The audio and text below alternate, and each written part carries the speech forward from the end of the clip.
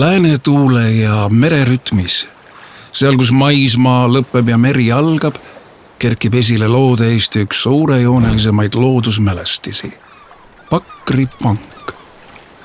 See on vaid üks osa hiiglaslikust kivimüürist, mida kutsutakse Põhja-Eesti klindiks. Sõna klint on pärit Skandinaaviast. Rootsis ja Taanis tähistab see järsku mereäärt, rannaastangut. Eestis on klint tuntud kui paekiviastang, ehkki tõlgendus on palju mitmekülgsem. Klint pole vaid paekivi. See on kihiline ajalugu, mis koosneb ka liiva ja savikivist kihiti nagu aeg ise. Klint on maa ja mere kokkupuutejoon.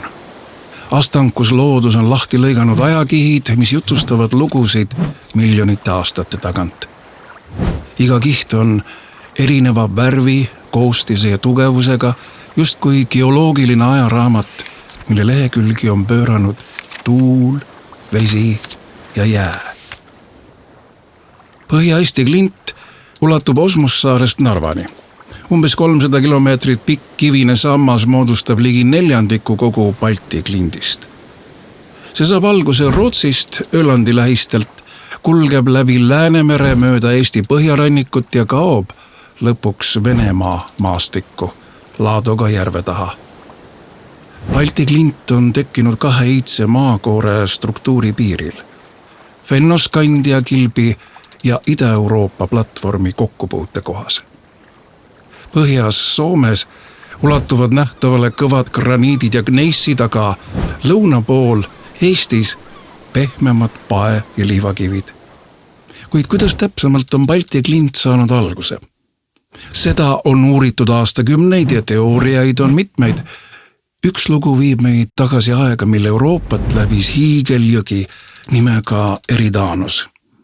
See 2700 kilomeetri pikkune vooluveekogu oli kord võimas nagu tänapäeva Amazonase jõgi.